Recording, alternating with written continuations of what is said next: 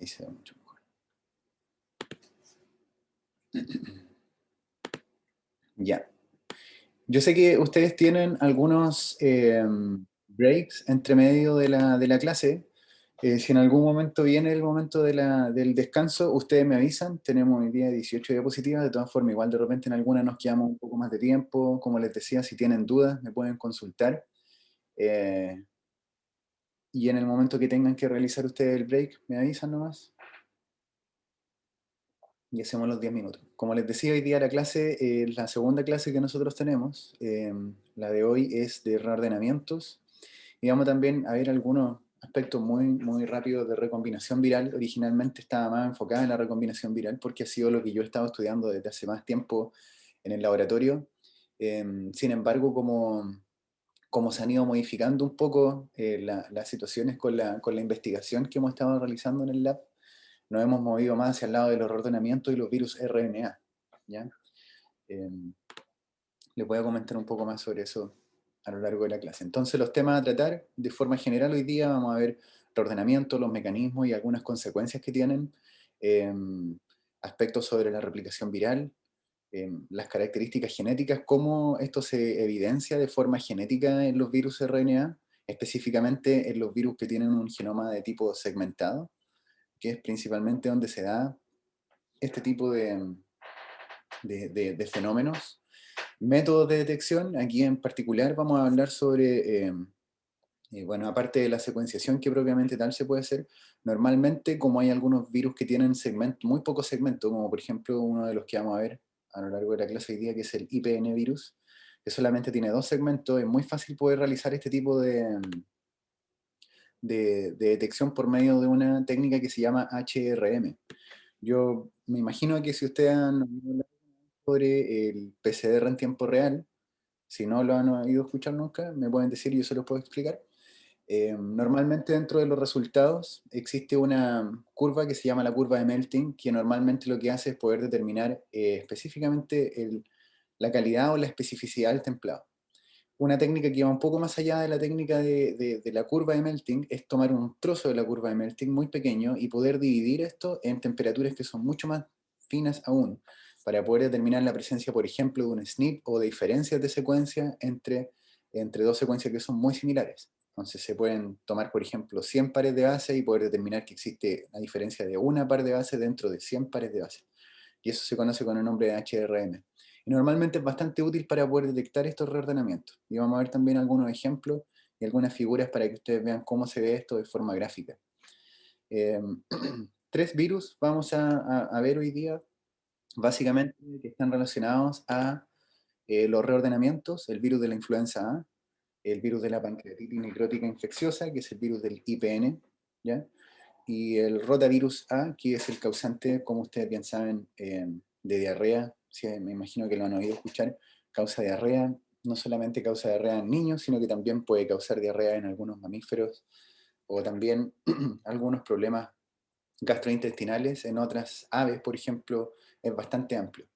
Una de las cosas que son interesantes, por ejemplo, que ocurre con el tema de los razonamientos dentro entre este virus influenza, por supuesto, existe bastante investigación al respecto, pero sobre todo con respecto al tipo al rotavirus A, que se utilizan algunas vacunas reordenadas de los bovinos en las personas. Y además, una de las cosas que es bien interesante es que las cepas de bovinos se han ido reordenando a lo largo del tiempo para poder afectar mucho más a las personas, entonces se han vuelto unos virus que son de tipo zoonóticos. Cuando ustedes escuchan el término de virus zoonótico, normalmente quiere decir de que puede afectar desde los animales a las personas. Entonces, en el caso del rotavirus A existen bastante investigación al respecto y ahí vamos a ver algunos manuscritos que son interesantes para que ustedes los conozcan y tengan ese conocimiento después de esta clase. Entonces, con respecto a los reordenamientos y sus consecuencias, dice que ahí están, ahí se ve completo. Con respecto a los reordenamientos, mecanismos y consecuencias, como les decía, esto ocurre normalmente en virus con genomas que son RNA de tipo segmentados, y ahí nosotros nos encontramos con virus que afectan tanto a las personas, animales y a las plantas también. Con respecto a los animales, dentro de lo que vamos a ver hoy día nosotros, ese es principalmente el IPN, que es el virus de la pancreatitis necrótica infecciosa, ¿ya? Sin embargo, también existen otros genomas que son de RNA segmentado, como por ejemplo el del virus, que causa la enfermedad que es bastante devastadora, con mucha mortalidad en los centros de cultivo de salmón, específicamente en los centros de cultivo de salmosalar, son mucho más agresivos. En el caso del Ticino ortorreovirus, si yo se lo he comentado también anteriormente en la clase anterior que tuvimos, normalmente afecta a distintas especies, puede afectar a las tres especies, Salmosalar, Oncorhynchus micis y salmón cojo también, el Oncorhynchus kisuch. Sin embargo, desde el punto de vista de la sanidad animal, de lo que actualmente existe en Serena Pesca, normalmente afecta mucho más al salmón cojo, que es el Oncorhynchus kisuch. En ese todavía, en el Piscina ortorreovirus, aún no se han detectado los reordenamientos ni se han estudiado específicamente. Sin embargo, existen evidencias en los rotavirus, en la influenza, en figivirus, en el virus del IPN también, que son virus segmentados en donde sí existe el reordenamiento. Y sí está bien descrito cuál es el efecto que podría tener específicamente sobre las características de patogenicidad del virus, ¿ya? Qué tan rápido, por ejemplo, un virus puede crecer en un cultivo celular. Ustedes se van a dar cuenta a lo largo de la clase de que la forma en que normalmente se evidencian estos reordenamientos es por medio del estudio posterior en los cultivos celulares. En los cultivos celulares los virus pueden crecer más rápido y ahí entonces se hacen curvas de crecimiento o también se podrían hacer curvas de entrada ya del virus hacia la célula, y para eso se pueden hacer experimentos bien particulares de cinética.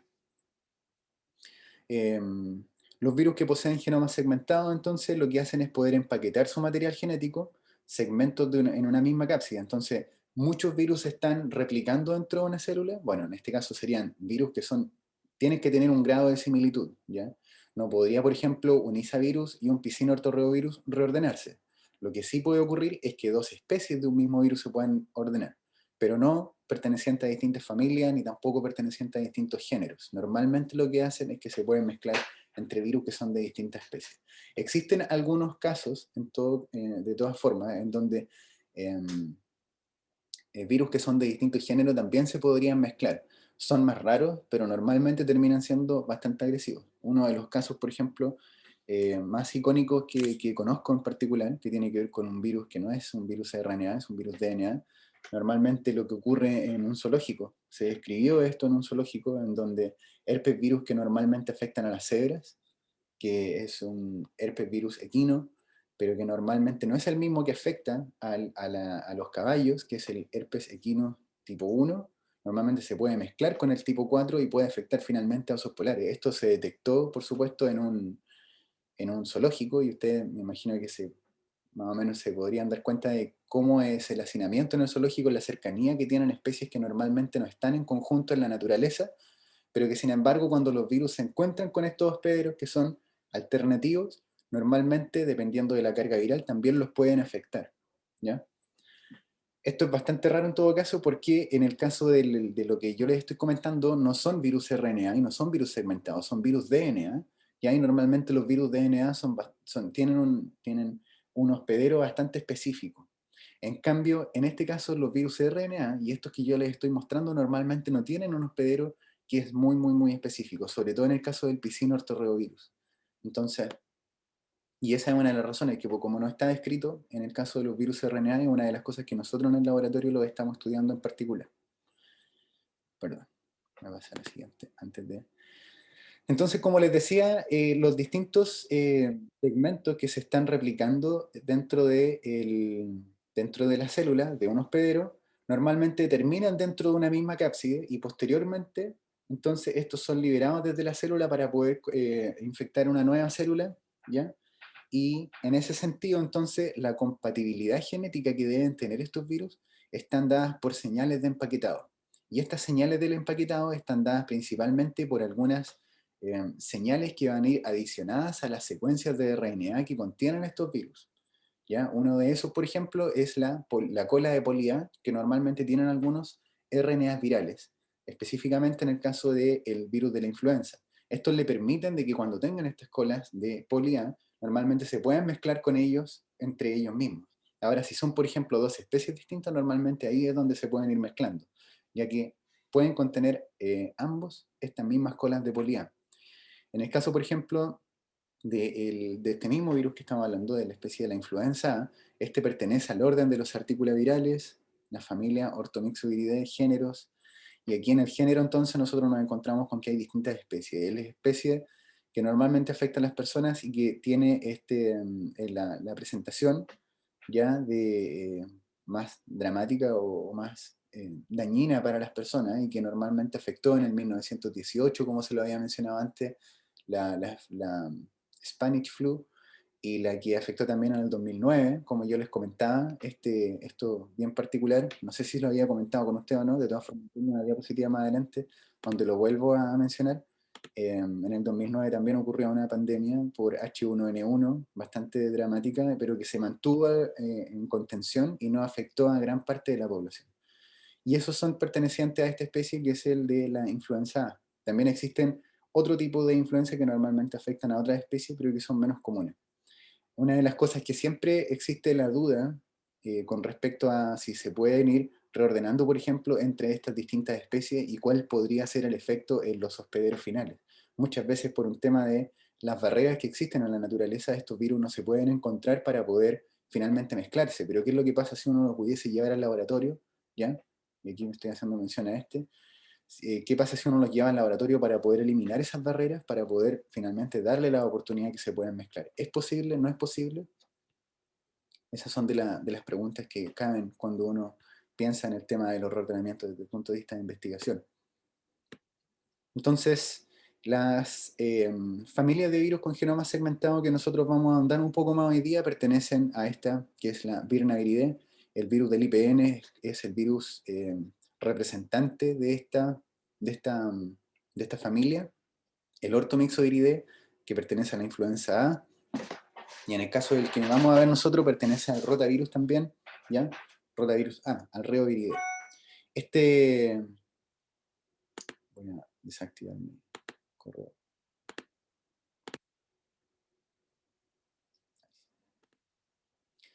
Este rotavirus A, como les decía, pertenece a la familia Reoviridae, y una cosa bien particular es que el piscinortorreovirus que afecta a los salmones pertenece exactamente a la misma familia. Este, Existen dentro de este grupo de Reoviridae también otros grupos de virus de salmones o virus de peces en realidad que afectan normalmente a los animales acuáticos y que pertenecen al grupo de Aquareovirus, ¿ya? El género. Sin embargo, eh, el piscinortorreovirus es mucho más similar a los reovirus que afectan a los mamíferos, y esa es una de las particularidades que tiene ese virus, bien en específico. Entonces, respecto al virus del IPN, dentro de lo que más se ha realizado en investigación con respecto al virus IPN, si ustedes buscan, les voy a dejar el manuscrito de donde viene esta figura. Dentro de lo que más se ha realizado, como les decía, es la identificación de marcadores de patogenicidad. Eso es decir, de que en el largo de la secuencia normalmente se tratan de buscar algunos tipos de modificaciones, por ejemplo, de nucleótidos en particular, que podrían estar determinados eh, con virulencia, ¿ya? Y como les digo, la virulencia desde el punto de vista en el laboratorio, ¿cómo se evalúa? Se evalúa por medio de curvas de cinética, curvas de crecimiento viral, curvas de entrada del virus hacia la célula. ¿Cuál es la conclusión que han llegado a lo largo del tiempo hasta hoy en día? De todas las marcadores que han encontrado, ninguno ha estado 100% relacionado a la virulencia. Ahora, en el caso del virus del IPN, eso es bastante difícil, porque tratar de buscar un marcador de virulencia que sea determinante en solamente dos segmentos es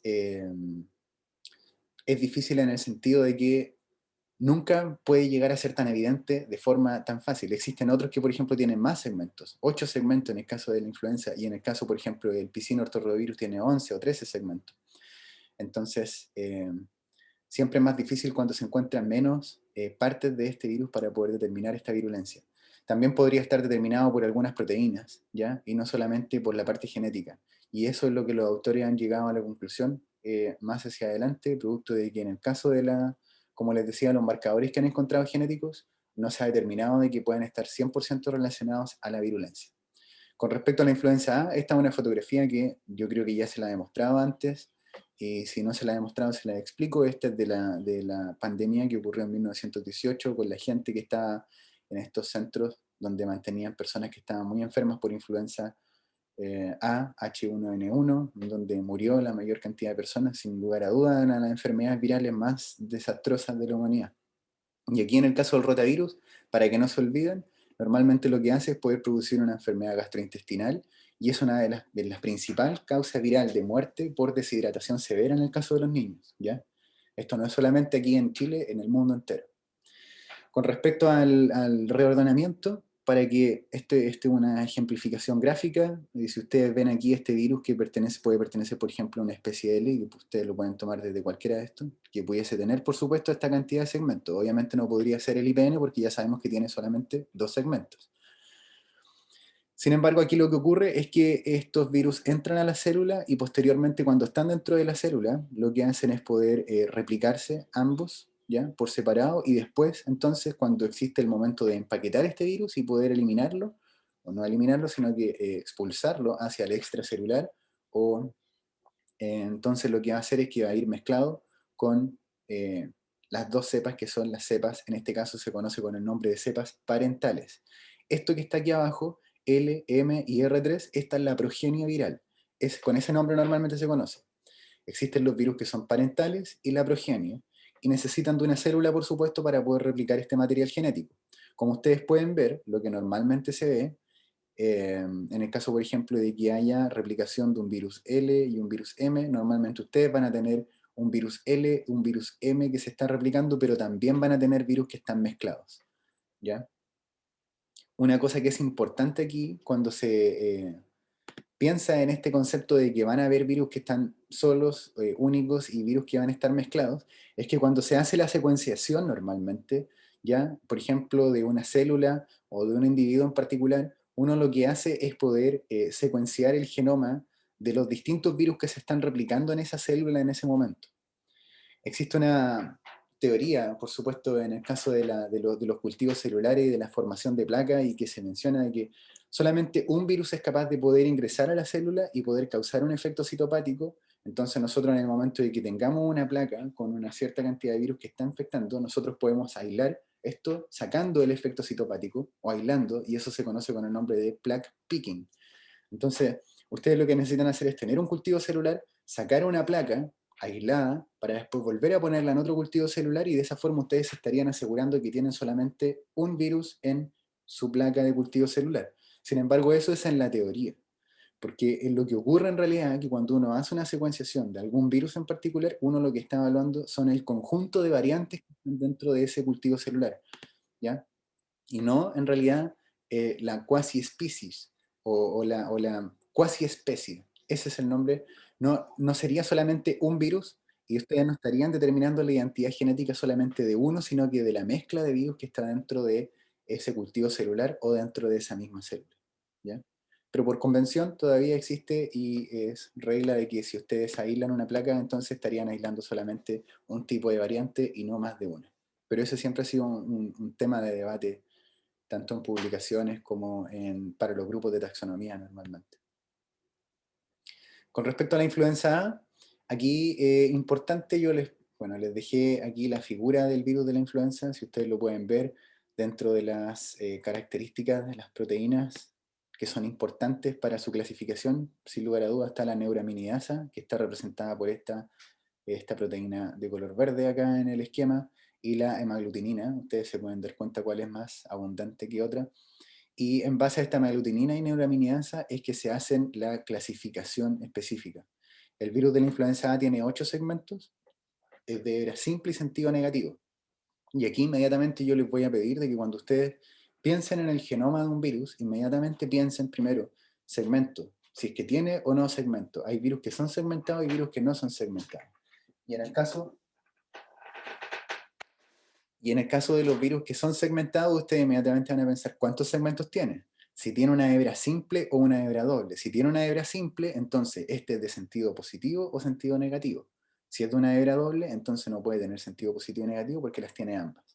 ¿Qué es lo que es importante que ustedes recuerden de esto? Que este sentido negativo quiere decir de que las hebras que contienen la información dentro del virus son hebras no codificantes. Por lo tanto, dentro del hospedero ustedes inmediatamente van a pensar en que tienen que transformarse ese sentido negativo a un sentido positivo, ¿ya?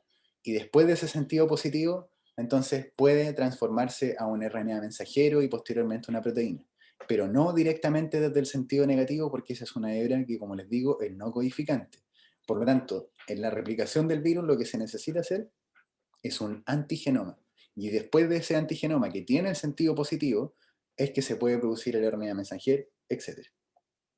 La clasificación se realiza por medio de la hemaglutinina y neuraminidasa. Este es un virus que es de tipo envuelto y como buen virus envuelto entonces es susceptible a que pueda ser eliminado por los detergentes. Cuando ustedes piensan en la envoltura de un virus y o escuchen el término de que este es un virus que está envuelto, un virus que está desnudo, en realidad lo que quiere decir es que si tienen una capa lipídica, una bicapa lipídica que está alrededor del virus, ¿ya? Y inmediatamente si tiene una bicapa lipídica, entonces eso va a hacer que sea susceptible a los detergentes. Es como cuando, para que ustedes lo consideren de esta forma, cuando uno está lavando la loza. Si la loza, por ejemplo, tiene grasa, uno lo que hace es poder agregar detergente para poder eliminar la grasa que está ahí. ¿Por qué? Porque los detergentes van a capturar esta grasa y la van a poder eliminar de la superficie en la cual se encuentra. Y esto es exactamente lo mismo que pasa con los virus. Si tienen una bicapa lipídica, tienen una capa lipídica, entonces sí van a ser más susceptibles a los detergentes y más susceptibles, por ejemplo, a los desinfectantes que ustedes vayan a utilizar para poder desestabilizar estas membranas, ¿ya? Y el tamaño acá de 80 a 120 nanómetros. El tamaño, la verdad, que es una cosa que nunca uno se recuerda muy bien cuánto es el tamaño de los distintos virus. Yo lo que sí quería mostrarles, y que se lo voy a mostrar ahora y espero que funcione bien.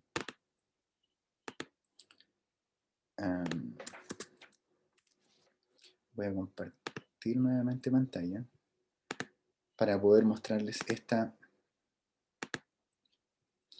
Lo que ustedes están viendo acá es una escala, ¿ya? En una regla para poder medir el tamaño de las cosas que existen en la naturaleza. Porque cuando yo les menciono que tiene 80 a 120 nanómetros, yo no sé si, por ejemplo, alguno de ustedes me podría responder cuál es el virus más grande que existe actualmente o cuánto mide.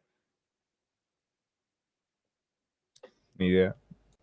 Exacto, entonces esa justamente la idea de poder mostrarle esto. Cuando uno piensa en los virus que son más comunes, uno va a pensar en el virus del sarampión como uno de los virus más grandes. Y aquí, por ejemplo, vamos a ir avanzando en cuanto a tamaño desde un grano de arroz, hasta un eh, grano de café.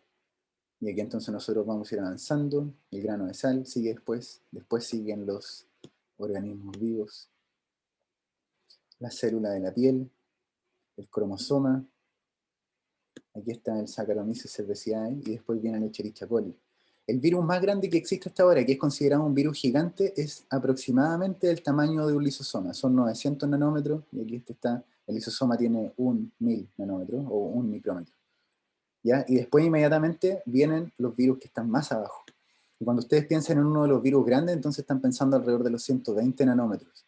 Hay otros que, por ejemplo, el virus de la influenza tiene 130. ¿Ya? Después sigue también el del HIV, hepatitis, etc. Y por supuesto existen otros que son mucho más pequeños. ¿Ya? Yo les dejo eso también en la diapositiva para que después ustedes lo puedan revisar. Y siempre que tengan dudas de cuánto es lo que mide algo, es mejor ponerlo en contexto. ¿Ya? Y así uno entonces puede entender más bien por qué es 80, 120 nanómetros. De lo contrario, es súper difícil poder acordarse de los tamaños de los virus. Uno sabe que son pequeños, pero qué tan pequeños, y a esta escala de nanómetros uno normalmente no tiene cosas con qué comparar. Así que es muy buena esa herramienta que está en internet. Con respecto a los genomas, yo le decía entonces, estos distintos segmentos están normalmente codificando para hemaglutinina, por ejemplo, acá en el caso del segmento 4, y en el caso de otras proteínas que también son eh, codificadas por los distintos segmentos. Aquí hay segmentos que, por ejemplo, como ustedes se pueden dar cuenta, que codifican solamente para una proteína y hay otros que codifican para más de una proteína, monocistrónico, policistrónico. Entonces, la finalidad, como yo les mencionaba antes, de este tipo de compactación del material genético, se realiza con la finalidad de que el organismo a lo largo del tiempo no tenga que aumentar la cantidad de material genético para poder aumentar la cantidad de elementos que son codificados por este material genético, sino que el mismo segmento ya es capaz de poder codificar para distintas proteínas. Y de esa forma ahorra espacio. O sea, eso es lo que se piensa por lo menos desde el punto de vista de por qué esto ocurre en la naturaleza. Profe, Dígame. ¿puedo volver atrás un poquito? Sí. Solo con esa imagen, ¿yo puedo saber si el sentido es negativo o positivo? No, no, no. Con esta imagen no, no, no. Normalmente esa información ustedes la pueden buscar. Ya cada vez que ustedes tengan la duda con algún virus, eh, lo que pueden hacer es poder buscar directamente. Esta es una página, aquí yo se las dejo, para que puedan encontrar la información respecto a si los virus, por ejemplo, tienen genomas que son segmentados, cuántos segmentos tienen, si es que es sentido negativo o positivo. Con esta figura acá queda la duda, la verdad, porque primero, aquí dice que esto es de hebra simple, y esto no sé si grafica muy bien una hebra simple, pero este es un esquema, ¿me entienden? Entonces, lo que normalmente se tiene que hacer mejor es poder apoyarse de literatura, no solamente de un esquema. Bueno. Gracias, Pero profe. este es un buen lugar para poder buscar información sobre eso sí. Ah, y a todo esto, esta información que yo les dejo normalmente acá no es como para que la aprendan de memoria y que después se les vaya a preguntar en la prueba si es que tiene 80, 120, si es que es de hebra simple o no. Importante sí que sepan de que hay algunos virus ya que son segmentados y otros que no son segmentados. Y desde el punto de vista de los reordenamientos ocurren solamente en aquellos que son segmentados. ¿Ya? ¿Por qué? Porque los segmentos son los que se cambian para poder reordenarse. Distinto a la recombinación, ¿ya? Y ahí aprovecho entonces de mencionarle al tiro la diferencia específica. La recombinación ocurre en un nucleótido en específico dentro de un segmento. ¿Ya? En cambio, el reordenamiento ocurre en el segmento completo. Ahora, una cosa que es importante para mencionar ahí es que en el caso de los virus RNA tienen una transcriptasa reversa, ¿ya? Y tienen también una RNA polimerasa que no es tan fiel como la DNA polimerasa que tienen los virus DNA. Normalmente los virus RNA tienen muchas mutaciones y es por eso entonces que es difícil poder distinguir entre una mutación y una recombinación. Y esa es la pregunta clásica que siempre que uno quiere publicar algo con respecto a recombinación, siempre preguntan, pero ¿por qué esto es realmente recombinación o es mutación? Siempre la pregunta está. Entonces es mucho más fácil poder estudiar y por eso yo les quería hacer mucho más mención a la parte del reordenamiento, porque ahí indudablemente si cambia el segmento completo, ustedes pueden buscar distintas mutaciones dentro de ese segmento para poder entonces determinar de que existe un reordenamiento y no una recombinación. Y eso. Con respecto a la envoltura del genoma, el segmentado del virus, en el caso del virus de influenza, nuevamente seguimos viendo, aquí el caso de, existe una teoría, hay manuscritos en los que han estado tratando de estudiar ya cuál es el efecto finalmente de la segmentación de los virus. ¿Por qué existen algunos que tienen menos segmentos y otros que tienen más segmentos? ¿Y cuál es el efecto básicamente en la naturaleza? Porque, como les mencionaba al principio de la clase, nosotros teníamos que ver cuáles eran las causas y el efecto que producían finalmente estos reordenamientos. Mientras existen más segmentos, entonces, ¿ya? Existe la noción de que cuando existen más segmentos, las proteínas que son capaces de poder ser codificadas por ese virus normalmente son mucho más irregulares, también son mucho más flexibles, son, están mucho más enrolladas como son, por ejemplo, la que se ve acá, que es la proteína, la RNA polimerasa de, el virus de la influenza. ¿Ya? Si existen menos segmentos, entonces obviamente las proteínas también son más simples, pero no solamente más simples, sino que se hacen mucho más regulares y mucho más helicales, como esta que está acá. Aquí se muestra el virus del sarampión, por ejemplo, este no es segmentado, tiene 0 segmentos, y ustedes pueden ver de que la organización es mucho más ordenada, ¿ya? De que la RNA polimerasa aquí se está viendo desde arriba y aquí se está viendo desde el lado. Estas son fotografías, esquemas básicamente, que se tomaron a partir de fotografías con microscopía electrónica. Y entonces se llegó a la determinación de que estas son mucho más difíciles, por ejemplo, porque como tienen esta flexibilidad, normalmente para poder fotografiarlas o están en una forma o están en otra forma. Entonces poder tomar una sola forma como un todo es bastante difícil, mientras que cuando tienen un solo segmento son mucho más estáticas, pero también son mucho más regulares. Ahora siempre queda la duda, ¿son mucho más regulares o realmente es porque la han podido fotografiar, por ejemplo, mejor, o que, no sé, en la naturaleza, por ejemplo, existen más movimientos por parte de esta RNA polimerasa o no? Esas son cosas que en este manuscrito ustedes lo pueden encontrar, pueden leer más al respecto. Sin embargo, esa es la noción que actualmente existe. Como nuevamente lo repito, que mientras más segmentos existen, las proteínas son mucho más irregulares, son mucho más flexibles, mucho más enrolladas, mucho más complejas. Menos segmentos, menos complejidad en las proteínas, ¿ya? Como les decía también, en el caso del virus de hebra simple y de sentido negativo, entonces lo que tiene que existir es una transformación al antigenoma. Y entonces aquí, desde el RNA de sentido negativo, tiene que pasar a un RNA de sentido positivo. Y esta hebra de sentido positivo, que es creada por el mismo hospedero, entonces sí es codificante. Por lo tanto, el material genético que tienen los virus de sentido negativo no son absolutamente nada, no son un mensaje, son una hebra no codificante. Se tiene que crear dentro del hospedero la hebra codificante para que pueda existir entonces una transcripción y posteriormente un RNA mensajero, ¿ya? Que va a estar sintetizado por esta RNA polimerasa dependiente de RNA. ¿Por qué dependiente de RNA? Porque necesita el RNA para poder crear otro molde de RNA. Necesita sintetizar RNA a partir de una hebra de RNA, ¿ya? Y de esa forma entonces se puede formar este RNA mensajero y posteriormente, ahí sí, y posteriormente la traducción a proteínas y formación de proteínas como la que estamos viendo acá nosotros, la RNA polimerasa. Y eso es lo que le quería mostrar con esta diapo. Con esta diapositiva entonces aquí se ejemplifica mucho mejor en el caso por ejemplo del virus de la influenza A. Ustedes pueden ver de que en la naturaleza hay algunos virus que tienen una cola de poli A y otros virus que no tienen una cola de poli A. ¿Qué es lo importante de esta cola de poli A? Es que esta cola de poli A puede ser utilizada sobre todo para los efectos de secuenciación y ustedes pueden poner un adaptador con una cola de poli T y de esa forma entonces ustedes pueden fácilmente secuenciar cada uno de los segmentos, ya que van a tener en todos esos segmentos un segmento repetitivo que es la A. Entonces, si ustedes lo adicionan con un adaptador que tiene contrario o superpuesto una T, entonces ustedes podrían determinar a partir de ese adaptador con una poli-T la secuencia, la identidad nucleotídica de los distintos segmentos que contienen este virus de la influenza. Ahora, como les mencionaba, existen otros virus que no tienen necesariamente esta cola de poli-A.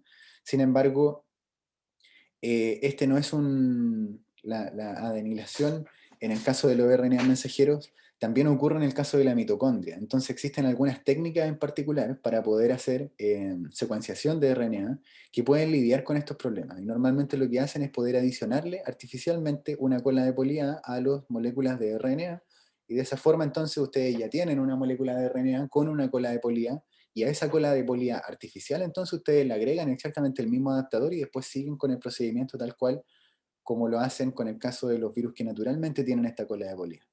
Aquí yo les dejé este manuscrito para que ustedes puedan evaluar y estudiar un poco más sobre la significancia o cómo en la naturaleza esta cola de poli-A, por ejemplo, fue evidenciada, ¿ya? Esto normalmente en el caso de los virus que son de tipo RNA es bastante importante poder determinarlo porque de eso va a determinar el procedimiento que se hace para la secuenciación. Se agrega una poli-A artificial o se deja con la poli-A que tiene natural, y si todos los segmentos, por supuesto, también tienen la cola de poli-A. A pesar de que cuando un segmento lo tiene, normalmente todos lo van a tener. En este manuscrito también es bien interesante porque explican ellos cómo pudieron determinar de que existía una cola de poli-A, cómo llegaron a evidenciar científicamente que existe una cola de poli-A por medio de la sustitución de secuencias del mismo virus. Entonces, básicamente el virus no se puede replicar cuando uno le elimina a estos RNAs esta cola de poli-A. La necesita para su replicación y evidentemente también la RNA polimerasa también la necesitaría para poder sintetizar más moléculas de RNA, poder replicarse y que pueda también existir una transcripción y posteriormente una traducción. Como les mencionaba entonces, la estructura de la RNA polimerasa es dependiente del RNA. ¿Por qué? Porque necesita RNA para poder sintetizar más RNA, ¿ya? Y ahí entonces es cuando se va a sintetizar este antigenoma. Y Y el antigenoma entonces es la hebra complementaria a esta hebra de sentido negativo, por lo tanto es la hebra codificante. El tamaño, aquí también nuevamente, el tamaño de la proteína, es una proteína bastante grande, está compuesta principalmente de 3 polipéptidos. ¿Ya?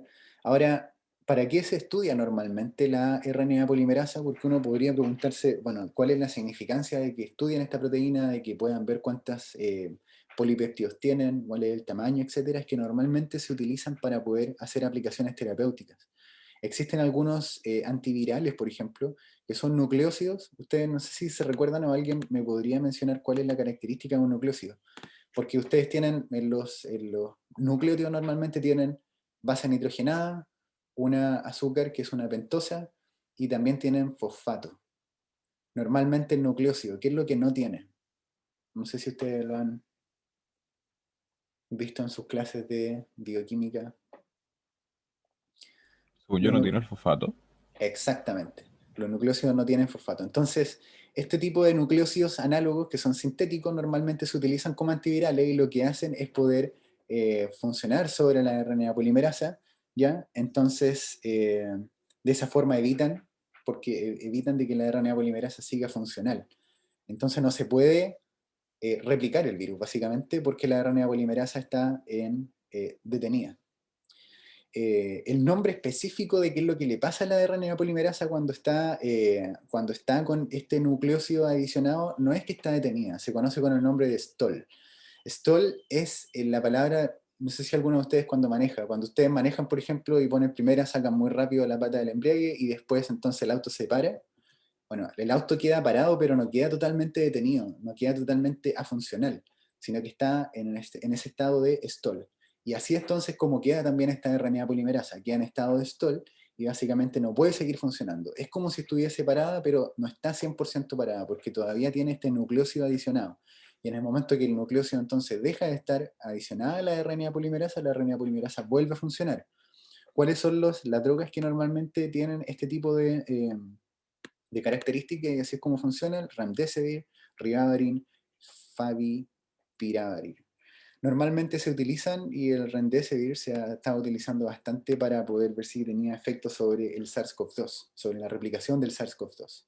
Sin embargo, una de las particularidades que tienen el SARS-CoV-2, a diferencia de los virus que nosotros estamos viendo hoy día, es que tiene un sentido positivo. Por lo tanto, la RNA polimerasa funciona bastante distinto, bueno, no bastante distinto, pero un poco distinto, ya que no tiene que crear un antigenoma. Pasa directamente a la síntesis de RNA mensajero. ¿Ya? Normalmente en esta RNA polimerasa, también de otra forma de que se pueda detener es agregando mutaciones en el genoma viral, y por supuesto si ustedes agregan una mutación que es de tipo no sinónima, en el caso de la región que codifica para la RNA polimerasa va a estar truncada. ¿Qué quiere decir que está truncada? Que no va a poder funcionar. Algunas veces el hecho de que esté truncada quiere decir que va a tener un codón de stop antes del codón de stop donde normalmente estaba.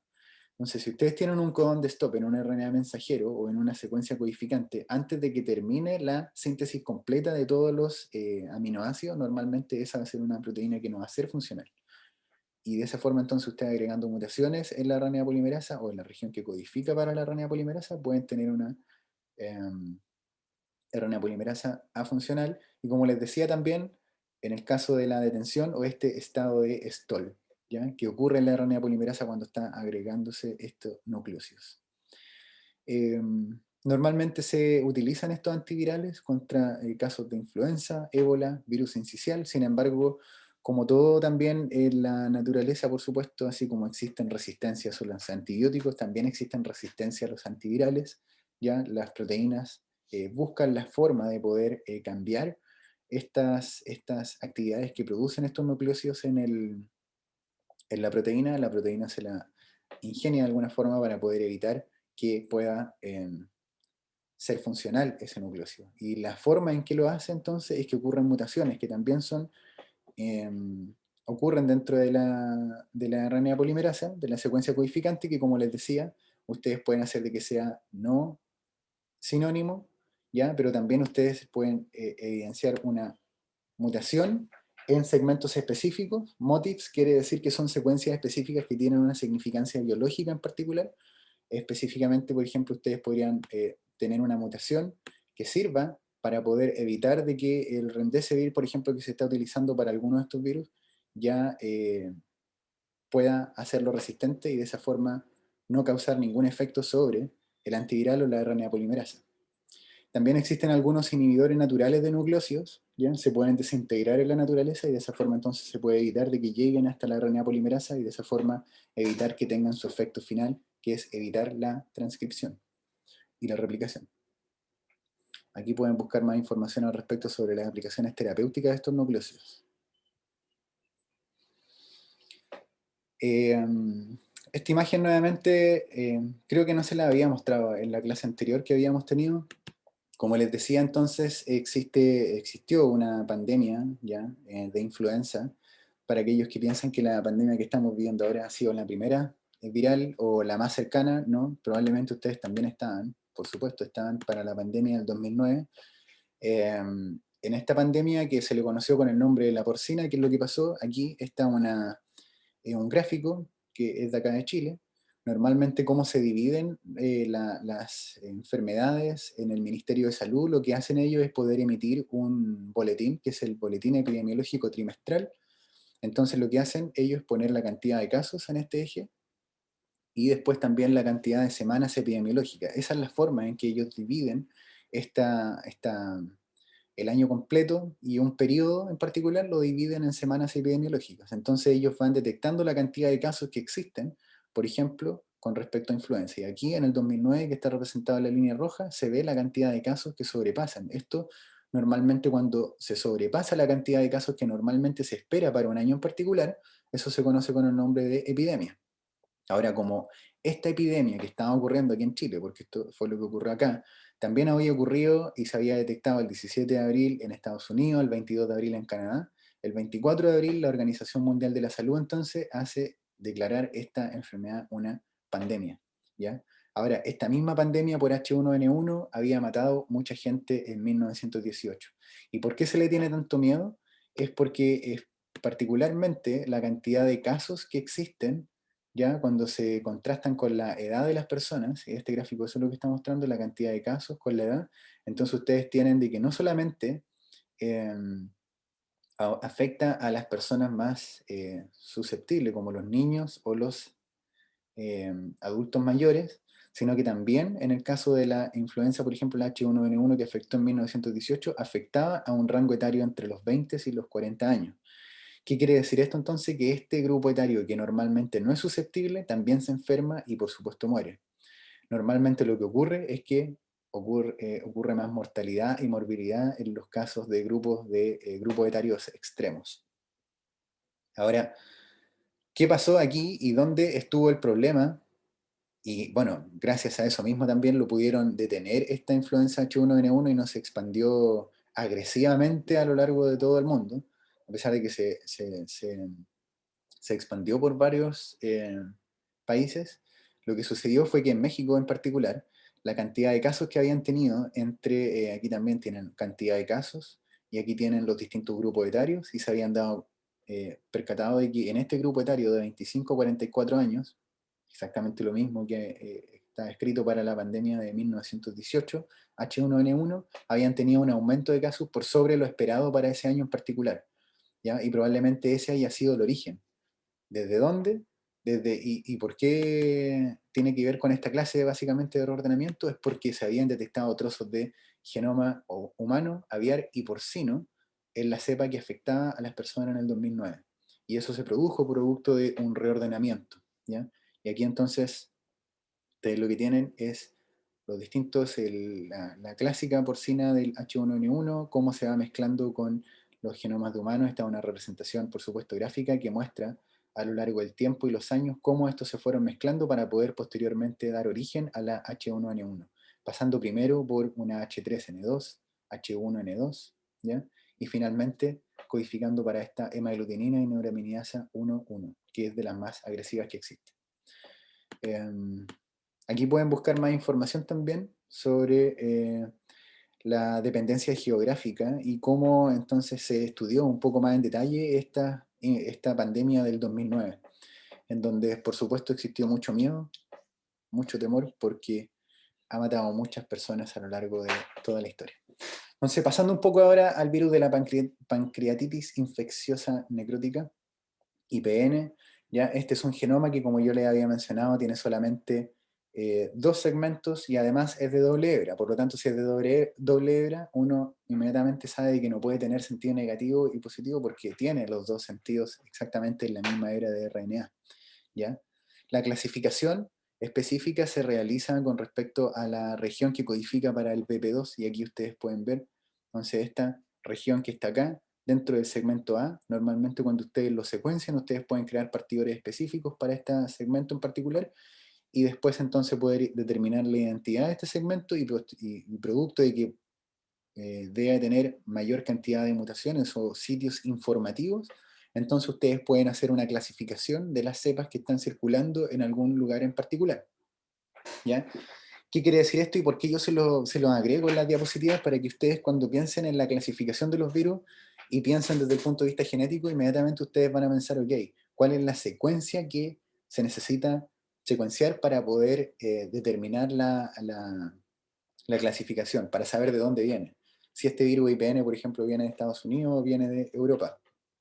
Dentro de todo el segmento, ¿a qué es lo que yo debería hacer target? A la secuencia que codifica a esta proteína BP2. Y por supuesto son proteínas de superficie, ¿ya? Pero que están codificadas sin lugar a dudas por un segmento de hebra, de doble hebra de RNA. Es un virus no envuelto, por lo tanto, como ustedes ya bien saben, si no es envuelto, entonces no es tan susceptible, no es susceptible a los detergentes, ¿ya? Entonces cuesta muchísimo más poder eliminarlo, porque son estructuras proteicas, ¿ya? Que no van a estar susceptibles a los detergentes del medio ambiente, por lo tanto es mucho más difícil poder eliminarlos desde ahí. Tiene un tamaño de 70 nanómetros, como ya les había mostrado anteriormente la regla esta, eh, más pequeño que el virus de la influenza, también tiene un genoma más pequeño. Ahí uno podría tener de repente la duda, menos segmentos significa también un virus más pequeño, y eso lo podrían averiguar. Como les decía, existe esta página de internet en donde ustedes pueden buscar más información al respecto.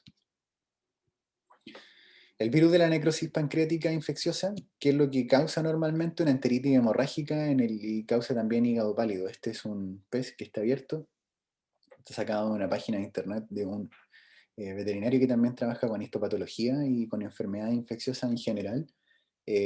Aquí ustedes pueden ver el hígado, por ejemplo. Aquí están los ciegos pilóricos y todos tienen estas petequias, ¿ya? Que son pequeños puntos con hemorragia que finalmente terminan teniendo una cavidad intestinal mesentérica, bastante hemorrágica, con muchas petequias, como les decía, hígado pálido, en el caso que está acá, se ven algunos vasos sanguíneos que están, que se notan bastante al simple ojo, y mucha sangre. Aquí están los ciegos pilóricos también, que son los que permiten la digestión, en el caso que están cerca del estómago. Aquí está el hígado, más acá arriba está el riñón, esta grasa que tiene alrededor de las vísceras. Por aquí abajo también, que no se alcanza a ver muy bien, debería estar aquí está, se ve mucho mejor, el vaso, ¿ya? Esto que está acá es grasa. Lo que ocurre normalmente es que estos peces se encuentran con una coloración mucho más oscura, y además también tienen un nado que es de tipo errático y finalmente mueren, y cuando los peces se les hace básicamente la necropsia, esto es el escenario con el cual uno se encuentra. Ahora, cuando uno piensa en los signos clínicos y lo que se encuentra normalmente en el lugar donde uno hace la necropsia, en las jaulas donde se están saliendo estas mortalidades de peces, uno puede ver esto, pero siempre va a existir la duda de que si en realidad esto puede corresponder a IPN, o puede corresponder a Pichirrichezia, o puede corresponder a otra enfermedad infecciosa. Entonces lo que normalmente se hace es poder enviar muestras al laboratorio para de esa forma poder analizar y secuenciar qué es lo que puede estar dentro de esa muestra y finalmente llegar a un diagnóstico definitivo, ¿ya? Normalmente este otro tipo de diagnóstico nos va a dar un diagnóstico un poco más diferencial, mientras que el diagnóstico definitivo lo va a dar un cultivo o lo va a dar una secuenciación o una amplificación por medio de la técnica de PCR. Esta es una enfermedad que afecta a truchas y a salmón del Atlántico en fase de agua dulce. Normalmente los peces, los salmones, tienen dos fases de vida.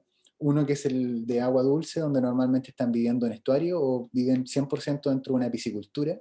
Una piscicultura es un centro donde trabajan en la tierra, tienen piscinas, y en estas piscinas entonces tienen estos peces que aproximadamente llegan a pesar entre 90 a 120 gramos, cuando tienen el tamaño de smolt, y posteriormente cuando tienen esta transformación a smolt, que es la metamorfosis que producen los salmones para poder viajar normalmente en la naturaleza hacia el mar, estas personas entonces lo trasladan al mar. Cuando ellos llegan al mar entonces tienen una serie de microorganismos que lo van a afectar, que es distinta a los microorganismos que van a estar normalmente en el agua dulce. Esta es una enfermedad que se asocia principalmente al agua dulce. Sin embargo, una de las cosas que ha ocurrido últimamente con respecto a la diferenciación que tienen es que los microorganismos también tienen una transformación y también se pueden adaptar bastante bien tanto al agua dulce como al agua salada, así como lo hace el pez. Entonces hay algunos virus, por ejemplo, como el piscina ortorreovirus, que normalmente se detectaba, al contrario de este, en el agua salada, pero que ahora también se ha detectado casos de piscina ortorreovirus en el caso de agua dulce. ¿Ya? Sin embargo, existen algunas diferencias todavía y existen algunos casos que son más particulares, como en el caso este del IPN, que se detecta mucho más en esta fase. Esto ya se lo había mencionado, contiene 2 segmentos de RNA de doble hebra. Entonces, ¿de qué forma se detectó primero los reordenamientos en el caso del IPN? Y aquí yo les traje un manuscrito donde está sacado esta tabla. Primero se detectó in vitro, ¿ya? Y normalmente cuando algo no se ha detectado, primero siempre se detecta in vitro y posteriormente se detecta in vivo. Y de esa forma entonces se hace primero un análisis de cómo entonces este virus se comporta en una línea celular. Y aquí, ¿qué es lo que hicieron estas personas? Fue primero, lo que se ve en esta tabla, hicieron los distintos genotipos de este virus, en este caso el IPN, y esto le llamaron Bull, que lo mencionaron con el nombre de PP, ¿ya?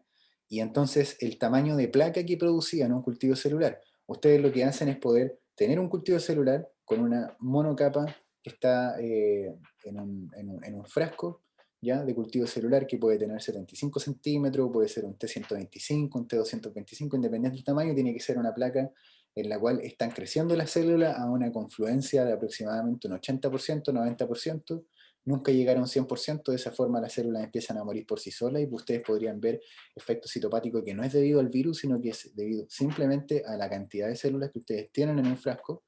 Entonces, cuando tiene un crecimiento de un 80% aproximadamente, todavía ustedes van a ver que hay una fase exponencial de crecimiento, tiene espacio, el virus se puede meter entre medio de las células para poder ingresar básicamente y poder producir un efecto citopático. Y este efecto citopático, estas personas lo midieron en un tamaño de placa en milímetros, ¿ya? Entonces ellos midieron de que tenía una medición de 1.48. Y aquí había otra cepa de IPN, ¿ya? Que ellos la llamaron como EE. Y cuando ellos mezclaron esta cepa P con la cepa E, se dieron cuenta de que el tamaño de placa de esta cepa P, que era 1.48, aumenta a 1.63. ¿Ya?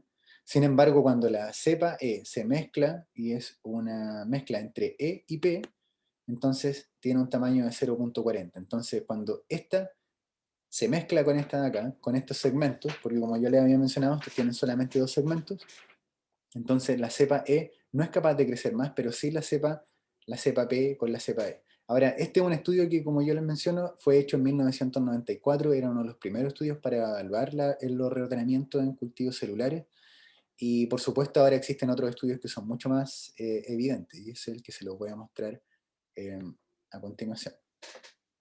Profe, Dígame. ¿podríamos hacer el receso ahora? Claro, si es que nadie se opone, no hay ningún problema. Podríamos parar la grabación mientras tanto y podríamos dar 10 minutos para poder preparar un café. Muy buena idea, me parece. Si nadie se Gracias. opone, si nadie se opone, entonces vamos a pausar la grabación. Gracias, profe. Bueno, Gracias. ok, grabando. Voy a volver a compartir pantalla.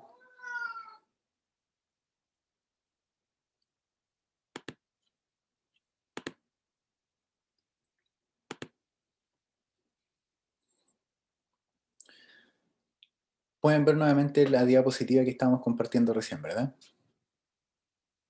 Sí. Ok.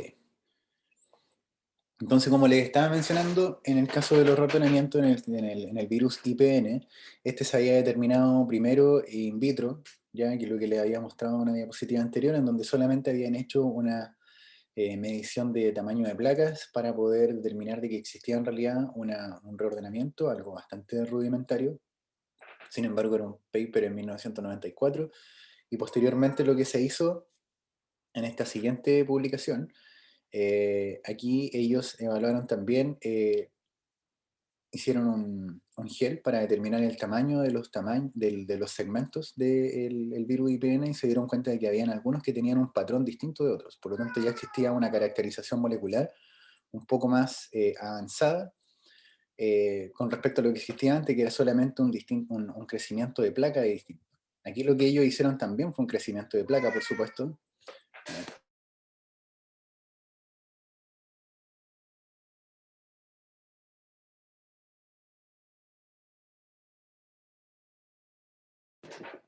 Perdón.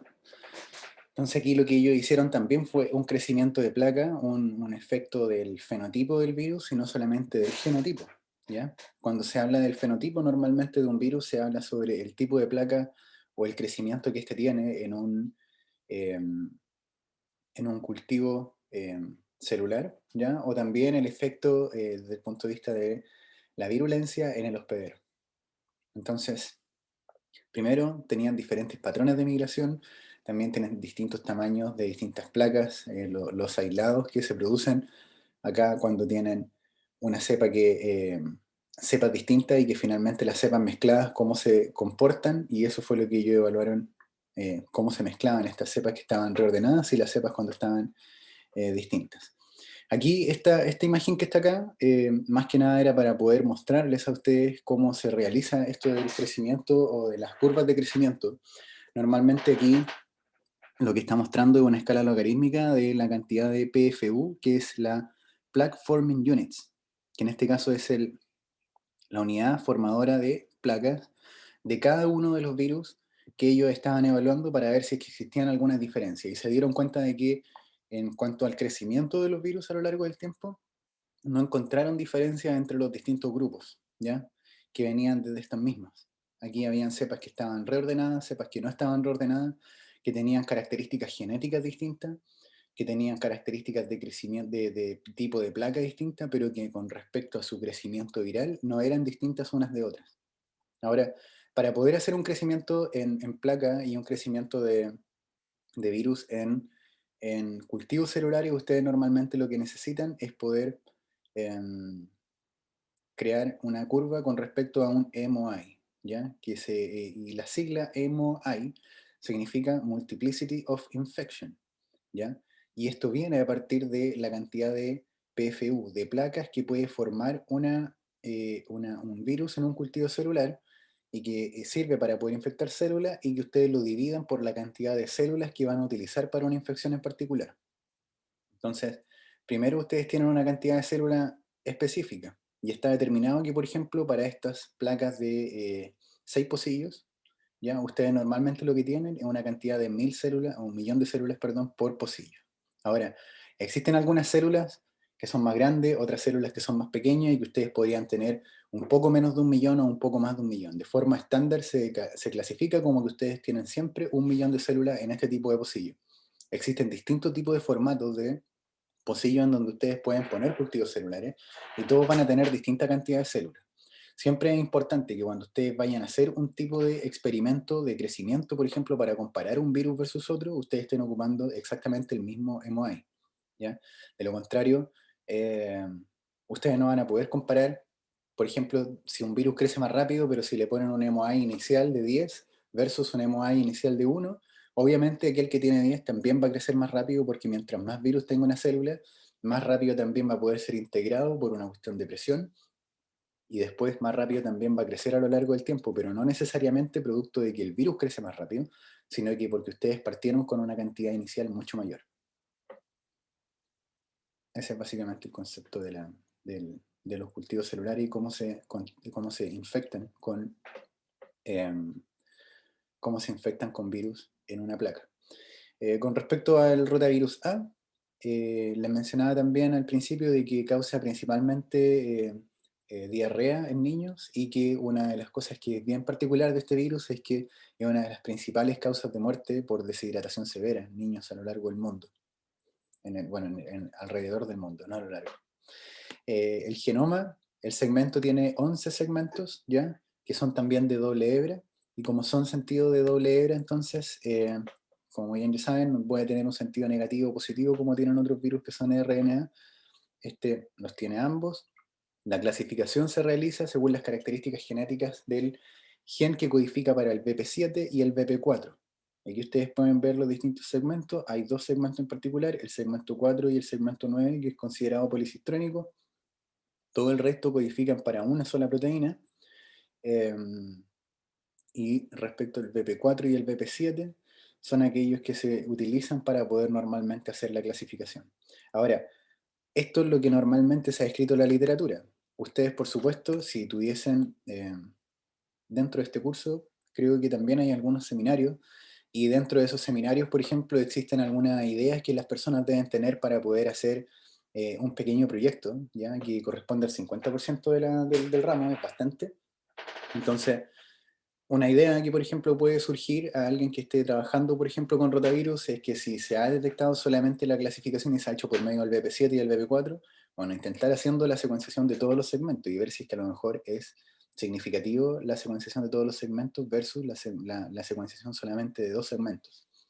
La secuenciación de más de 2 segmentos ¿permite una mejor determinación de origen o una mejor clasificación? Esa puede ser una pregunta para que la puedan responder por medio de esa. Con esos proyectos. También es un virus no envuelto, ¿ya? Y el tamaño es de aproximadamente 80 nanómetros. Aquí ya más o menos ustedes ponen en contexto, es más pequeño que el virus de la influenza. Con respecto a los reordenamientos y el efecto que han tenido en rotavirus A, aquí esta es una tabla que generó la estudiante de doctorado del laboratorio, ¿ya? Laura Solarte. Ella está realizando un doctorado acá en la universidad, y en su búsqueda de literatura que ha estado realizando hasta ahora, pudo mostrar en este gráfico cuáles son las cepas, ¿ya? Que han tenido mayor cantidad de publicaciones a lo largo del tiempo con respecto a reordenamientos. Entonces, lo que normalmente existe con respecto a las cepas de rotavirus es que estas se clasifican según genotipos que son G y genotipos que son P, ¿ya? Existen hartos genotipos G y hartos genotipos P, sin embargo, en algunos genotipos bien particulares, por ejemplo, esta G3, P3, existe mayor cantidad de investigación. Y las letras que están dentro de estos cuadros corresponden a las distintas especies de las cuales tienen estas cepas que son reordenadas. Por ejemplo, esta cepa G3P3, por ejemplo, tiene trozos de genoma de rotavirus de humano, porque tiene la H, como se muestra acá, de bovino. ¿Dónde está el bovino aquí? Bovino. Tiene también la R de roedor, la S, etcétera, y etcétera. Entonces ustedes se pueden dar cuenta de que hay 2 cepas al menos, ¿ya? La G3P9 y la G3P3, que son las más estudiadas porque, sin lugar a duda, como tienen algunos segmentos del genoma del rotavirus humano, también puede afectar, por supuesto, al ser humano, y por lo tanto, como son reordenadas, se le ha puesto bastante énfasis porque tienen además una mezcla de distintas otras cepas de otras especies, lo cual es bastante interesante porque producto de esa mezcla finalmente termina siendo más patógeno para el ser humano. Sin embargo, ese sentido de más patógeno, la verdad que ha sido difícil poder determinarlo específicamente si es que en realidad es más patógeno, es más virulento o no. ¿Por qué? Porque normalmente la virulencia se mide, como les decía anteriormente, en una placa Petri con cultivos celulares, y es difícil poder determinar de que algo que crece más rápido o algo que tiene una placa mucho más grande en realidad es mucho más agresivo. Esa es una pregunta que siempre queda como una pregunta abierta. Sin embargo, se asume de que si tiene mayor cantidad de placa, o si tiene una placa mucho más grande, o si destruye el cultivo celular en menor cantidad de tiempo, por supuesto comparando 2 virus a un mismo MOI, ustedes ya saben lo que significa eso, entonces puede ser también más agresivo en el hospedero final. Sin embargo, en el hospedero final siempre existe el efecto del sistema inmune, la respuesta del sistema inmune frente al virus, en diferencia del cultivo celular en donde el sistema inmune es inexistente. En las especies todas en las que existe actualmente evidencias de reordenamiento, y existen muchísimos, alrededor de 1200 reportes actualmente según el Web of Science, están principalmente participando los genomas de porcino, bovino, murciélago, equinos, caninos, felinos, camélidos, etcétera, etcétera. Con respecto al rotavirus A, entonces, como yo les decía anteriormente, estas se clasifican según genotipos en base a su... existen genotipos G y existen genotipos de tipo P. Y estas variaciones antigénica y genética y proteica de los genes se realizan principalmente esta clasificación en base al gen BP7 y BP4. Y como yo se lo mencioné anteriormente, hay uno de esos que es policistrónico, el BP4, y el BP7 es monocistrónico. La BP7 codifica para una proteína que es de tipo glicosilada y esta BP4 para una proteína sensible a la proteasa. Independiente del origen o de lo que vayan a hacer estas proteínas en particular, lo importante para esta clasificación que se realiza es que la secuenciación de estos genes es básicamente lo que va a determinar en qué grupo son donde cae o qué tipo de genotipos es al cual pertenece.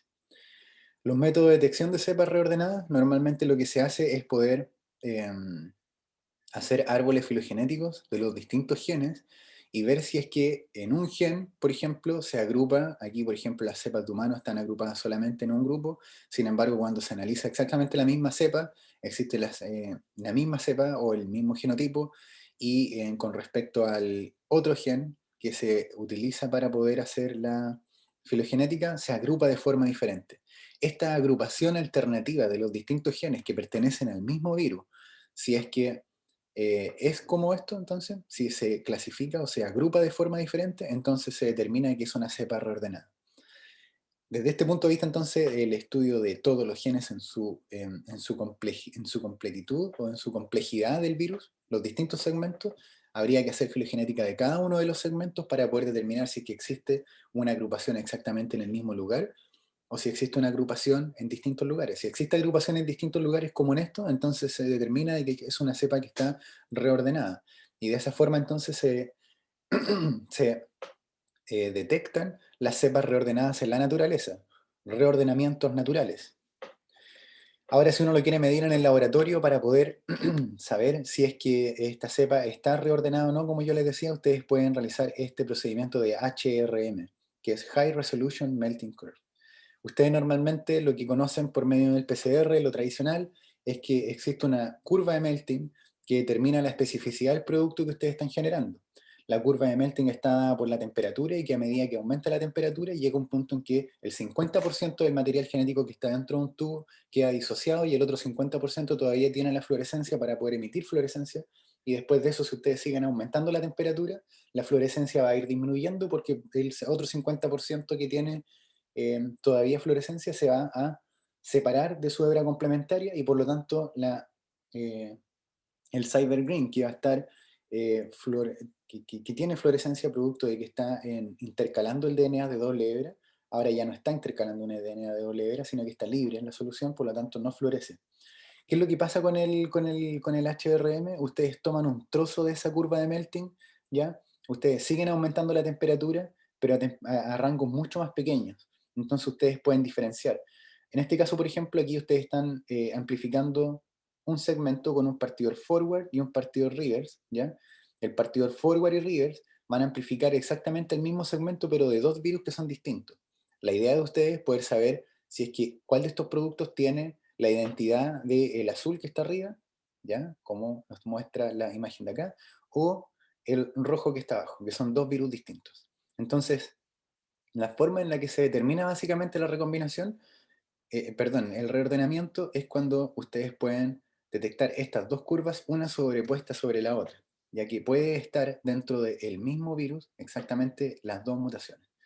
Entonces, aquí en la curva de melting lo que normalmente se hace entonces es poder identificar un nucleótido dentro de estos 100, dentro de estos 60 o 100 pares de bases, si es que existe solamente un nucleótido que los diferencia, y eso ustedes lo pueden visualizar por medio de esta técnica.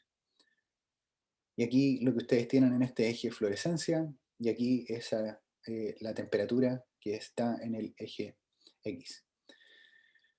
Cuando ustedes tienen este tipo de patrones también en donde pueden diferenciar dos segmentos que son distintos, ¿ya? Lo que también pueden ustedes evaluar, por supuesto, es el crecimiento, el título viral, nuevamente utilizando la técnica para poder medir PFU por ml, y ustedes lo que van a determinar primero es la cantidad de MOI para poder hacer crecer las dos cepas, que están, una que puede ser la reordenada y la otra la no reordenada, y ver si es que tienen diferencias en su crecimiento viral. Aquí hay una baja primero, y que normalmente se ve una baja en la cantidad de virus desde el momento que uno lo inocula. Aquí, si ustedes se dan cuenta, el tiempo cero en el eje X, lo que está es desde el tiempo 0 hasta el tiempo 40. Entonces, en esta curva de crecimiento, normalmente lo que pasa entre las 0 y las 5 horas, por ejemplo, es que baja la cantidad de virus. ¿Ustedes a qué creen que se debe esta baja en la cantidad de virus cuando se está haciendo una curva de crecimiento viral? No sé si se les ocurre alguna idea de por qué puede bajar.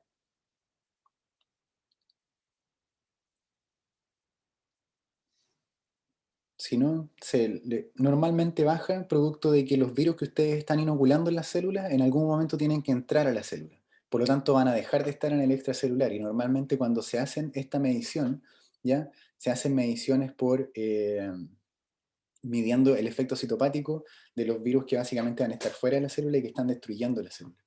En cambio, aquí cuando se tienen que absorber primero, entonces esos virus supuestamente bajan un poco de cantidad en el extracelular, pero bajan debido a que el virus se está absorbiendo y después comienza nuevamente a aumentar, ¿ya? Y cuando comienza a aumentar ya dentro del intracelular, por supuesto, se empiezan también a formar el efecto citopático, y de esa forma entonces se puede medir y hacer la curva que se conoce con el nombre de crecimiento viral. Y eso es lo que yo les tenía preparado para hoy día. No sé si tienen alguna consulta o pregunta ahora. Si tienen una pregunta después, no duden en contactarme. Profesor, Díganme. una consulta. ¿Cuándo es el primer parcial para esta asignatura? ¿Sabe usted?